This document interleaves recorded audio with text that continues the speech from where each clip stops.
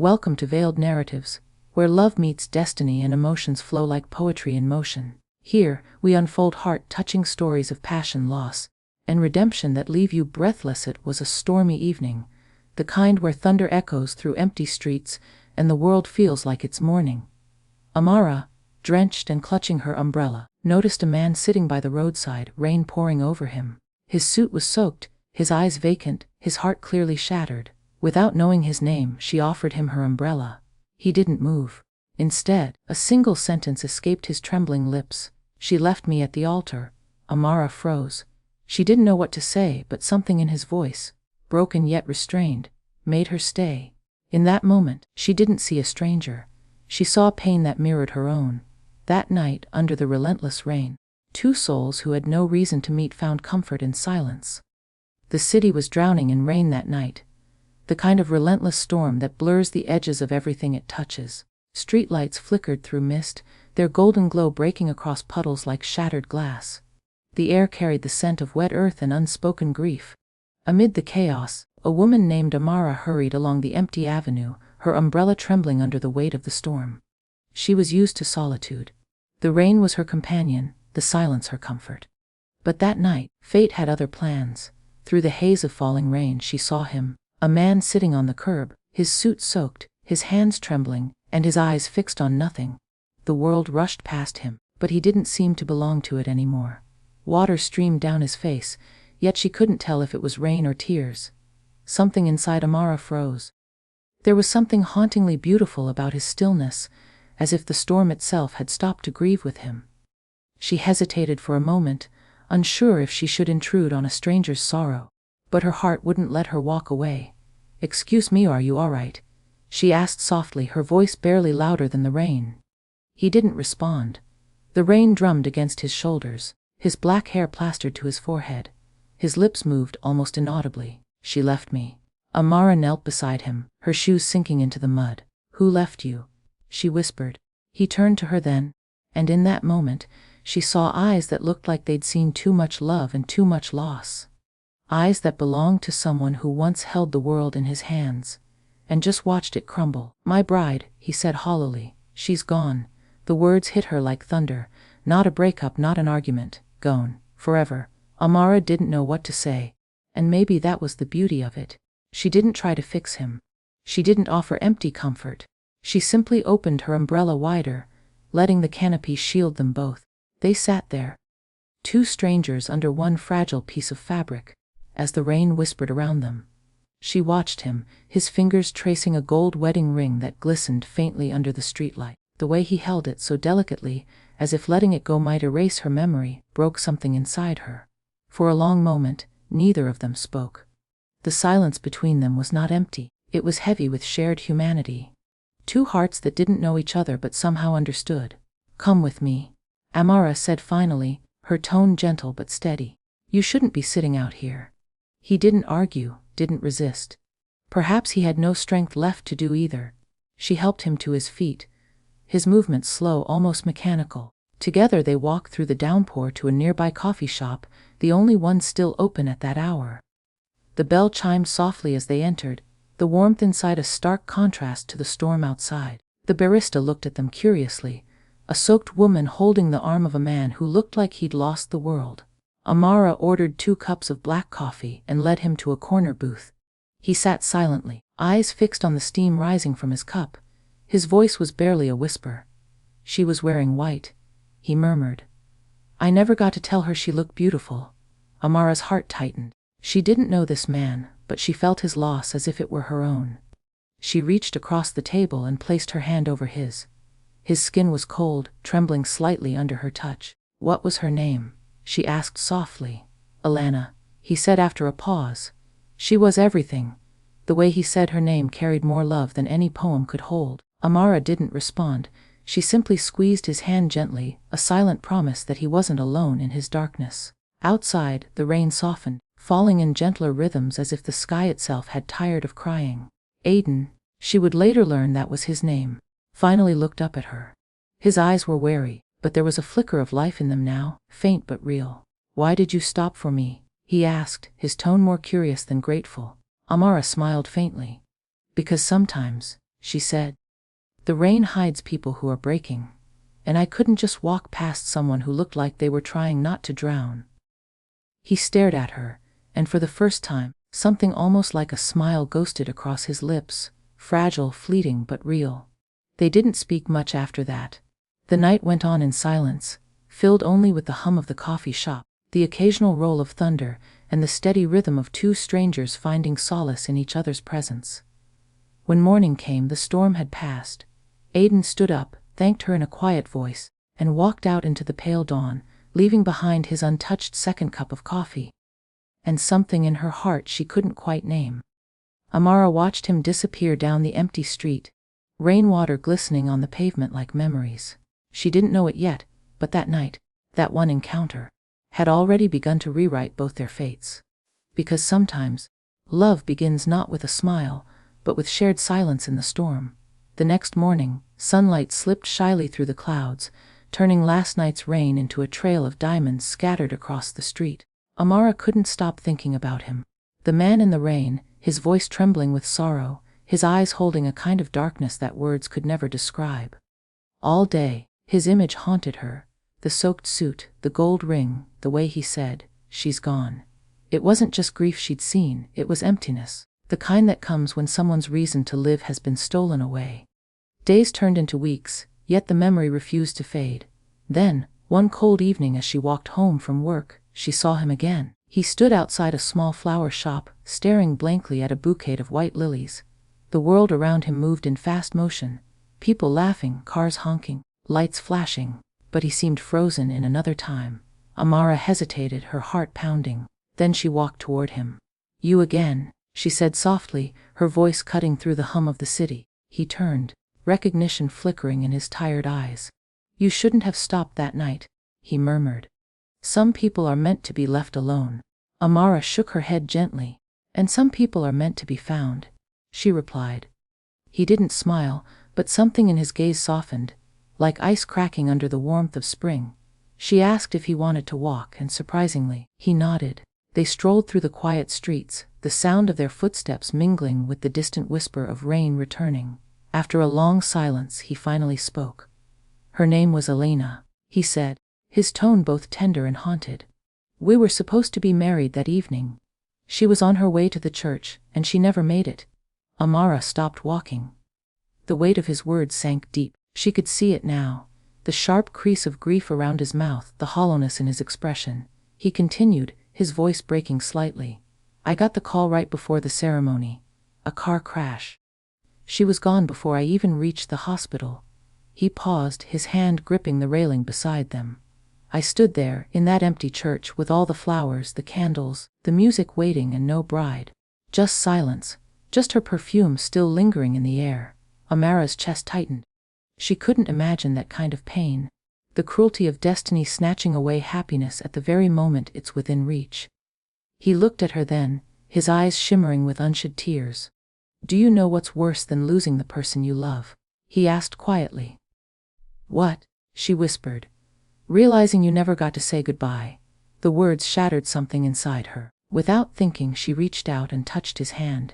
His fingers were cold, tense, as if holding on to invisible memories.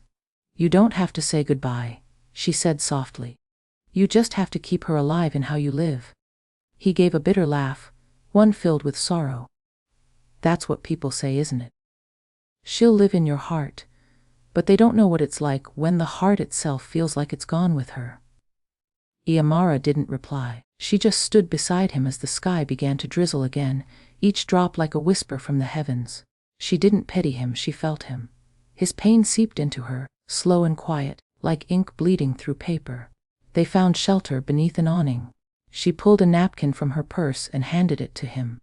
He took it wordlessly, his eyes glancing toward her for the briefest moment, and in that fragile look, something unspoken passed, gratitude, perhaps, or the faint spark of trust. Amara noticed the ring still on his finger. It glimmered faintly against his pale skin. "You still wear it?" she said gently. He nodded. "I can't take it off. Not yet. It's all I have left of her." "Maybe it's not about letting go," she murmured. "Maybe it's about letting her memory guide you, instead of drown you." For the first time, his gaze held hers fully. There was pain, yes, but beneath it, a flicker of life. As though her words had reached a place he had long sealed away. They stood there in silence, watching people hurry past with umbrellas and laughter, as if the world hadn't stopped for them. For Amara, the world had slowed. Every heartbeat, every raindrop, every breath felt like a poem. When the rain eased, Aiden exhaled deeply. "I used to believe love was forever," he said quietly. "Now I don't know what to believe." "Then believe this," Amara replied, her eyes soft yet steady. "Love doesn't end when someone leaves. It just changes shape. It finds a new way to live." Aiden stared at her for a long moment, the rhythm of rain filling the silence between them. He didn't respond, but his hand slowly turned, fingers brushing against hers, not by accident, but by choice. It was fleeting, delicate, yet powerful, like a spark trying to survive the storm. That night, as Amara walked home alone, she felt something shift in the air. The ache she'd seen in his eyes wasn't gone, but it was lighter, as if her presence had stolen a fragment of his pain. She didn't know what their connection meant. Not yet. But she knew this. The wound behind his eyes wasn't just a scar of love lost. It was the beginning of love rediscovered. And sometimes, the greatest love stories are born not in laughter or light, but in the quiet moment when one soul decides to stay beside another. Even when the rain never stops. The city had returned to its rhythm. Cars rushing, people laughing, cafes alive with chatter. But Aiden's world still moved in slow motion. The grief that had hollowed him out didn't vanish overnight. It lingered, quiet and relentless, like the faint hum of a song that never fades. Yet within that muted world, something small had begun to change. A warmth he hadn't felt since before Elena's last breath. And that warmth had a name: Amara. It started with a note. A delicate, folded piece of paper slipped through his door one morning, resting against his welcome mat. On it, written in graceful handwriting, were the words, "The sun still rises, even when we don't watch it." He stared at it for a long time, unsure whether to smile or break down. It wasn't signed with her full name, but he knew. The simplicity of the line, the quiet strength, it was her. He left it on the counter, meaning to throw it away, but he couldn't. By evening, he had read it a dozen times. The next morning, there was another one. Pain doesn't fade by forgetting. It softens when shared. Aiden couldn't explain why those words reached him so deeply. Maybe because Amara never demanded anything from him. She didn't tell him to move on, didn't force optimism into his grief. She simply reminded him, gently, beautifully, that life still existed beyond his sorrow. Days passed, and her notes became a ritual, a silent conversation between two souls, hers full of light, his still finding its way out of the dark. One evening, after weeks of exchanging words without faces, Aiden finally gathered courage. He wrote back. His message was brief, almost shy. "The rain doesn't hurt as much anymore. Thank you." The next morning, her reply waited on his doorstep. "Then let's meet where it began, by the cafe." The air was cool that evening, and a soft drizzle kissed the streets. Amara waited outside the small coffee shop, where their first fragile encounter had turned into something unspoken. Her hair shimmered under the lamplight, and her beige coat fluttered gently in the breeze. When Aiden arrived, his steps were hesitant, as though each one carried the weight of memory. But when he saw her smile, warm, effortless, real, something in his chest loosened. "You kept writing," he said, his tone carrying both surprise and gratitude. "I had to," she replied softly. "You looked like a story that shouldn't end in tragedy." For the first time, Aiden smiled. A real smile. It wasn't wide or bright, but it carried life. "And you looked like the only person who saw through the storm," he murmured. They went inside, sitting at the same corner booth. The scent of roasted coffee and vanilla filled the air. It wasn't romantic in the usual sense, no candlelight, no confessions. But it was intimate in its quietness, sacred in its simplicity. "Do you still dream about her?" Amara asked gently. He hesitated, then nodded. "Every night, but now she smiles in them. She's not crying anymore." "That's good," she said. "Maybe she's happy knowing you're still living." He looked down, tracing the rim of his cup. "Some days I feel guilty for even breathing." Amara reached across the table and touched his hand. "You're not betraying her by healing," she said softly. "You're honoring her by continuing to live." For a moment, their eyes met, his full of storm, hers full of calm. And in that gaze, something shifted. Not love, not yet, but the beginning of it. Over the next few weeks they met often, sometimes for coffee, sometimes just to walk through the park. Amara talked about books, colors, and the way rain could sound like music if you listened closely enough. Aiden, in turn, began to speak, not about the pain itself, but about the life he once had, the dreams he used to chase. One afternoon, they sat by the lake. The water shimmered beneath the pale sun, and ducks floated lazily near the edge. Amara pulled out her sketchbook and began to draw. "What are you sketching?" he asked. "You," she said simply. "But not the version sitting beside me. The one I see when you talk about her. The one full of life and warmth." He looked at her, startled. "That version doesn't exist anymore." She smiled faintly. "Oh, it does. He's just hiding behind the clouds." Her words wrapped around him like a soft embrace. And for the first time in months, Aiden laughed, quietly but genuinely. The sound startled even him. Amara looked up, her eyes glimmering with delight. "See, he's still there." That laugh marked the turning point. It wasn't just sound, it was healing finding a voice. Weeks turned into months. The notes stopped because they no longer needed them. Now, it was their moments together that spoke, shared silence, soft smiles, gentle touches. Sometimes Aiden would catch himself looking at her the way he once looked at Alina. It scared him at first, the thought of loving again. But Amara never rushed him. She was patient, understanding that healing wasn't about forgetting one love to start another. It was about learning to carry both, the memory of one and the promise of another. One evening, as they walked home under the streetlights, Amara reached up and held his hand. He looked down, eyes glistening, and for a fleeting second, he didn't feel broken anymore. The rain began to fall again, gentle, rhythmic, almost poetic. Aiden stopped and tilted his face toward the sky. "It feels different now," he whispered. "How?" she asked, smiling softly. "It doesn't feel like morning anymore," he said. "It feels alive." Amara squeezed his hand. "That's because you are." And for the first time since losing Alina, Aiden realized the rain wasn't something to cry under. It was something to dance in again. It had been a year since the night Amara found Aiden in the rain. A year of healing, quiet friendship, and the slow, miraculous mending of a shattered soul. The city now wore spring like a crown, the trees lush, the air fragrant with blossoms, and the streets alive with colors again. But that morning, as Aiden stood by his window, he noticed the first drop of rain slide down the glass. A storm was coming. He smiled faintly. Once, the sound of rain had been his undoing. It had carried the echo of a lost wedding, the weight of absence, and the melody of memories he wished he could forget. But now, as he watched the clouds gather, it felt different, softer, almost like an invitation. And in that moment, he thought of her, Amara. Her laughter like the chime of wind bells, her eyes deep with warmth, her presence quiet but unshakable. She had become the rhythm of his new life. He reached for his phone, hesitated, then typed a simple message. "Meet me at the old cafe." The rain's returning. Amara arrived moments later, her umbrella half open, raindrops glistening on her hair. The same cafe where they had first met stood quietly in the drizzle, its golden lights glowing against the gray sky. She smiled when she saw him, her breath visible in the cool air. "You remembered," she said softly, stepping closer. "How could I forget?" he replied, his tone low and calm. "It's where everything changed." They took shelter under the small awning, the same one where they had once sat, two strangers bound by grief. But today felt different. The silence between them wasn't heavy anymore. It was peaceful. The rain began to fall harder, drumming softly on the pavement, echoing like a heartbeat between them. "Do you ever think about her?" Amara asked, her voice careful, like someone walking through memory. Aiden nodded, a gentle sadness crossing his face. "Every day," he admitted. "But now, it doesn't hurt the same way. When I think of her, it's quiet. She feels like sunlight that used to touch my face. Gone, but still warm." Amara smiled faintly, her eyes glistening. "Then you finally found peace." He turned to her.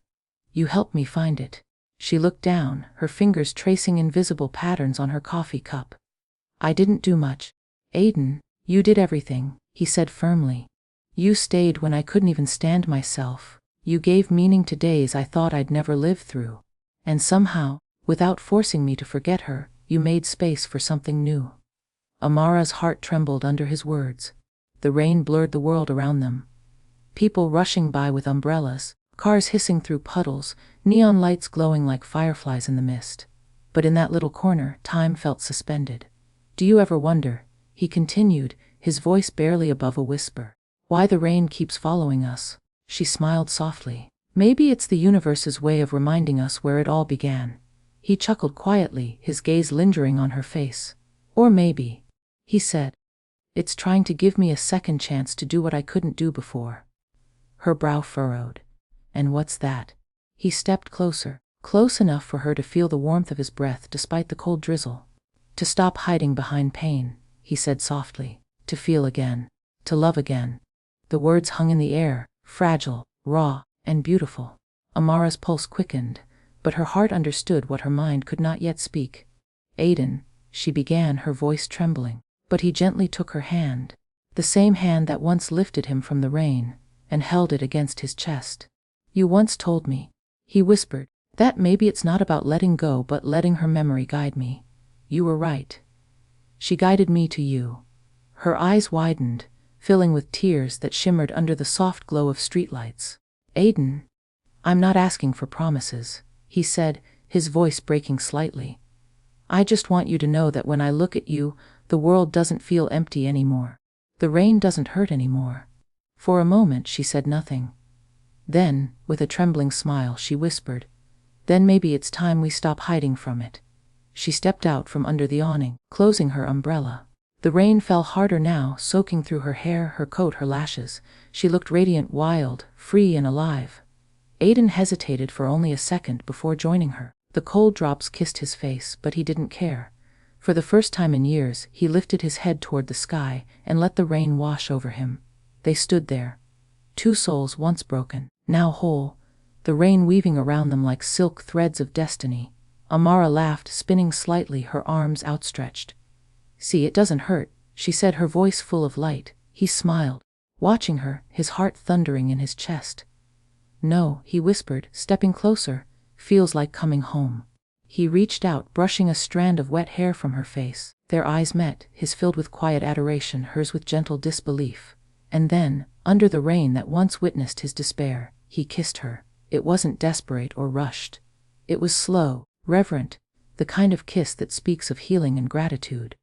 The kind that tells the world love has returned. When they finally pulled apart, Amara looked at him, smiling through the drizzle. So was this what the rain was waiting for? He smiled back, his voice deep and tender. No, it was waiting for me to find the courage to live again.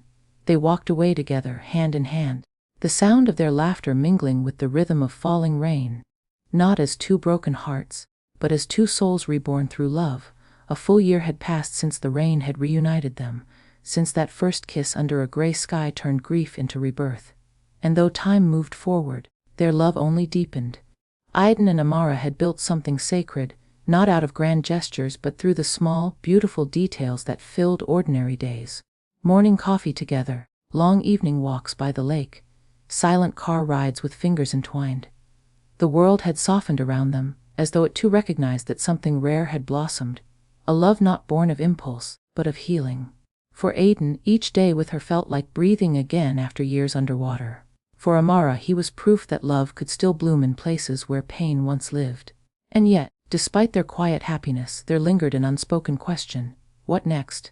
It was late April when Aiden decided. The rain had returned that afternoon, whispering against the glass windows of their favorite cafe, the same one where everything had begun.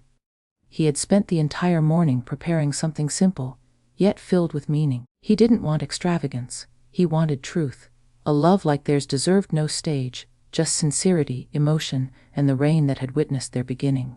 When Amara arrived, the sight took his breath away. Her hair slightly damp from the drizzle, her cream dress fluttering like poetry in motion. She smiled when she saw him sitting at the same corner table, a single white lily resting beside his cup. You chose her flower, she said softly, noticing it. He nodded. I did, because she was part of my story, and so are you. Amara's expression softened, her heart catching in her chest. She'd be proud of you, Aiden. He looked into her eyes, those deep, kind eyes that had once found him broken and refused to walk away. She'd be proud of you too, he whispered, because you gave me back my life. The rain began to fall harder outside, the world blurring into streaks of silver and light. Inside, time seemed to still, Aiden reached into his pocket and placed a small velvet box on the table. He didn't open it immediately. Instead, he looked at her with the tenderness of a man who had walked through darkness and found his dawn. "I kept waiting for the right time," he said slowly, his voice thick with emotion. "But then I realized, time doesn't have to be perfect when the heart already knows." Amara's lips parted, her eyes glistening. He opened the box. Inside lay a delicate ring, simple, elegant, glowing softly under the golden cafe lights. "This ring," he continued, "wasn't here to replace the one I lost. It's to remind me of what I found. A love that didn't come to fill a void, but to build something new from it.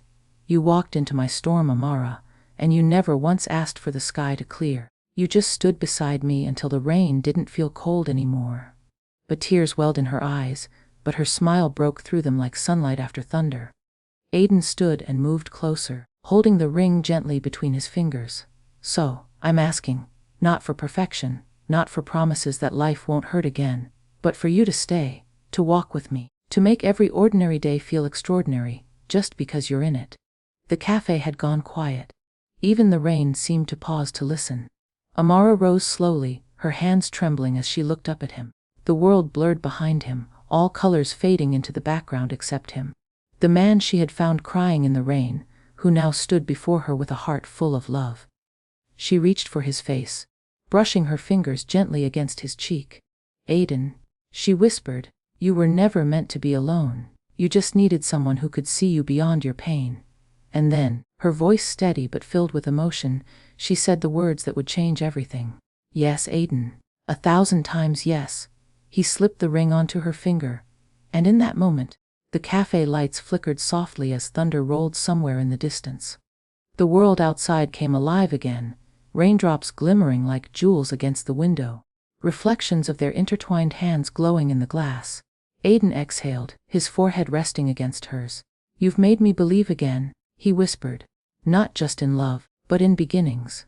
She smiled, her tears mingling with laughter. "You didn't need to believe in beginnings," she murmured.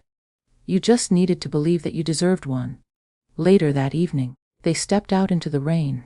The same rain that had once carried sorrow now danced like music around them. She lifted her face to the sky, laughing softly as the water ran down her cheeks. Aiden watched her, his heart overflowing. "You know," he said, "year ago, I thought the rain was my curse. And now?" she asked. He took her hand, spinning her gently under the falling drops. "Now, it's our blessing." Their laughter filled the air, echoing through the quiet street. The rain soaked through their clothes, clung to their skin, and yet neither cared. Because for them, this wasn't just rain. It was the same sky that had watched them break, now witnessing them bloom.